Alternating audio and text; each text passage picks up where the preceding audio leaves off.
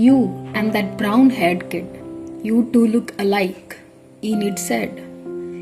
Crow flinched, very much alike, except for the hair and the eye color, Enid pointed out. Crow was relieved, thinking, lucky that the expression of dragon blood changes the color of the hair. Otherwise, he would have already found out. Hey, do you happen to have brothers? Enid asked while observing him. Crow flinched at the nonsensical question and replied deadpan, None. Enid was still not convinced. Then, excuse me for asking, but what about stepbrothers? Crow now understood that Enid had no clue about him at all. He shook his head. Enid thought hard and as if something clicked in his mind. Can it be? He quickly asked, How old are you? Crow was puzzled. 27? Why is he asking my age? Then he understood too. But Enid wanted to ask, Have you ever had sex? Crow quickly cut him off. No, I have never been married, nor have I had a child. Don't think about anything stupid. Crow didn't know why he wanted to explain this much to Enid. He was damn serious. Somehow, Enid got his point. All right, I got it. But now, Crow's mind was little shaken. Why did I just say to him, this man could be a potential threat? Why I am so desperately trying to prove that I am single? Crow warned him, whatever your thoughts were, I have nothing to do with that kid, so stop. Enid chuckled. Oh, okay. Seems like he really means it. Then he grinned, his lips curving up. Oh well, whatever. So he's not married, huh? Good to know. Seeing that both men were standing on the street, the carriage man asked, Excuse me, sir, aren't you going to get back in? Crow suggested that they should head back, but Enid was a little reluctant. Well, actually, can we look around for the boy for a minute? You said you saw the boy entering the town earlier. I would like to look around before it's too late. Crow looked back at him, thinking, this time I should play along. All right, we should let the carriage go then. For hours, they searched the whole town, but Enid couldn't find the boy. Well, we all know the reason. Enid was tired. He sighed, feeling worn out. I knew it wouldn't be easy. Shall we head back home now? I think he's not in the town. Crow nodded in agreement. Suddenly, they noticed a crowd cheering loudly with noise. They approached them and asked, Excuse me, what's going on over there? A man answered, Oh, never seen a sword fight before? Here, try it. He handed Enid a wooden sword. Enid was little stunned, but the man quickly noticed Crow and handed the sword to him instead. Oh, wait, why don't you try? Well, Crow's body was that of a fighter. The man pushed them towards the center.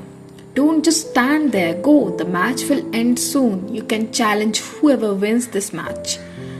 They both saw that in the center, two young lads were fighting, and one of them was none other than the young lord they had met earlier.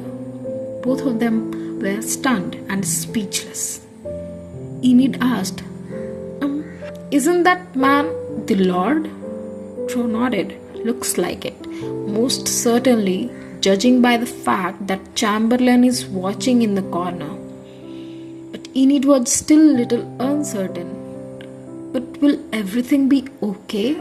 I mean, I don't think the opponent knows he's fighting the Lord. Seeing how seriously they were fighting and their moves, Enid was in awe. Wow, what a move. But Crow looked at them nonchalantly. Well, he was an excellent swordsmaster. Crow commented. Looks like he came here undercover to test out his skills. There won't be any problem. Enid asked, looking at the fight. Who do you think is going to win? Crow scoffed. The Lord. Really? He must be pretty good then. Crow answers seriously. No, exactly the opposite. Enid blinked. What? You said he is going to win. He looks like a decent fighter to me. Seeing the moves and how young Lord was fighting, Enid praised him again. Wow, amazing. Crow was little annoyed. What? Did he say that man is amazing? His grips around the hilt tightened. Is he into younger men? It's so clear I can't win against him with age. Crow commented grimly. That's not the real swordsmanship. Enid tilted his head. Really? I think he's better than the average. No, he's not. Isn't your standard just way too high? Crow replied deadpan. No. You said he's going to win. Crow was now irritated. Very irritated. Without a doubt, he will. He should have learned how to use a sword as a part of basic education for nobles. So it's unlikely for him to lose to a farmer. But that's as far as he can go. Seeing that air around Grow has darkened, Enid thought it was best to shut up. Okay, you seem pretty sensitive today. At the center of the crowd, the young lord's back tingled. That's weird. I am pretty sure my opponent is in front of me. But why do I sense hostility from behind? Of course he would. Crow's jealousy had reached its peak. He hadn't even realized it. After winning the fight, the young lord was announced the winner. When the referee asked his name, he answered, Jorgal. The referee then asked if anyone wanted to challenge the winner when he suddenly saw Grow looking at Jorgal with a dark and ominous vibe. He flinched, but nonetheless asked, Hey, you, man with the black hair, are you up for the challenge? Enid looked at him, who had a scowl on his face, then at the cheering crowd. Grow, are you going to fight? Everyone is anticipating you to take the challenge. Crow looked disinterested but annoyed, thinking, ridiculous. Only a fool would fight in these street tournaments. But then remembering how Enid praised the boy earlier, this is how Enid looked in Crow's eyes. All his reasoning snapped. Then he moved towards the center. Enid looked at him. Oh, are you going to fight? Then he cheered happily. Good luck. Crow looked like he was going to murder him as he squeezed the hilt of the sword. Well, it didn't even take a minute and Grow was declared the winner. The boy, Jorgal, was bitten blue and black. But Jorgal thought, I didn't know swords fighting had this many hitting techniques. His face was in sorry state, even thinking a little hurt. The crowd cheered loudly, but Enid was surprised and began thinking, no way. How is he so good with swords? He was doubtful. I thought he lost his swordsmanship due to his curse. I might have been wrong about that. Enid approached him. Grow glanced at Enid, who was coming towards him, and his heart sped up a little. He pressed his lips a little expectantly. He's coming. What will he say? He had bitten the amazing guy whom Enid had praised, so surely he would also get some praise, right? But instead, he got questioned. Grow, from what age did you start training with the sword? Crow was little disappointed in his heart, but answered truthfully, around 7 or 8, I suppose. That's the standard age to start training for the most nobles. Seeing that, Enid looked at him without any amazement and replied nonchalantly, I see. Grow felt even more sad. Is that all? He wanted to ask more, but Enid looked puzzled. Oh yeah, Let's go ask the Lord why he is doing this, and dashed towards the boy. Crow was stunned. How could he? Then he sighed. Of course, he can't be that easy. When Enid and Crow approached them, both the boy and the chamberlain were surprised. Enid asked, Lord, what brings you to the middle of the streets? The chamberlain rummaged through his pocket and took out a document. Oh, this document was delivered to our castle last week, sir. Enid took it and read aloud. A swordsmanship tournament? The butler replied. It was announced that a tournament will be held in the nearest city from here, and the Lord has decided to participate as the regional representative. Enid was confused. Am I missing something? Why is that a problem? Isn't putting your name in the envelope and sending it back enough to list you in the tournament? But Crow hit the bullseye. He directly said to the boy, You don't trust yourself.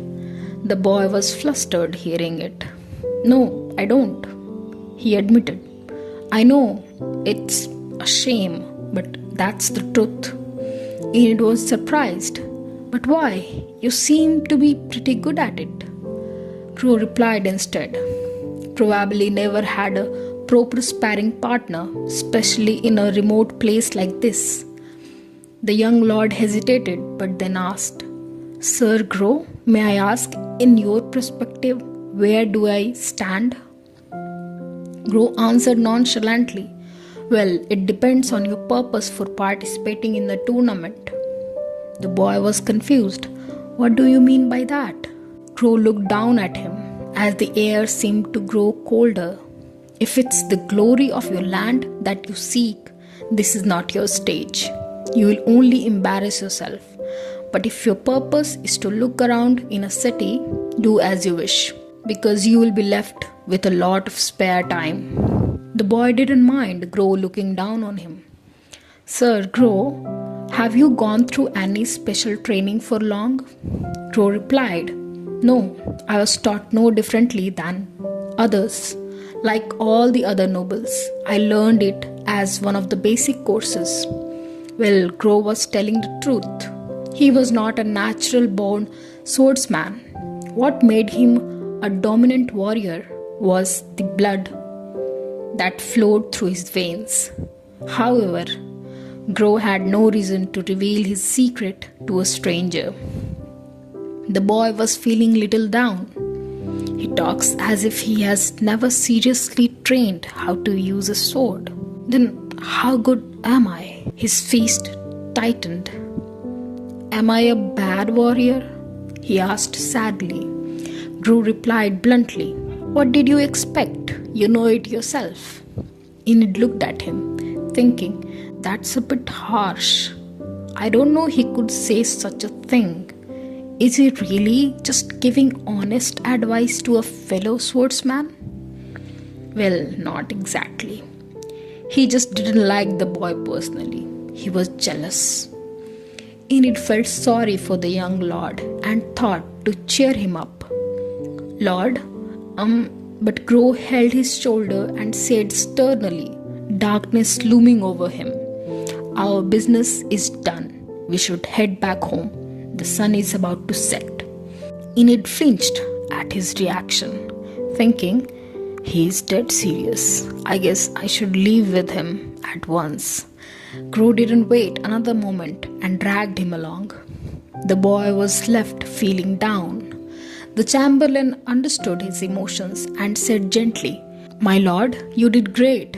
After all, you were better than every single townsman.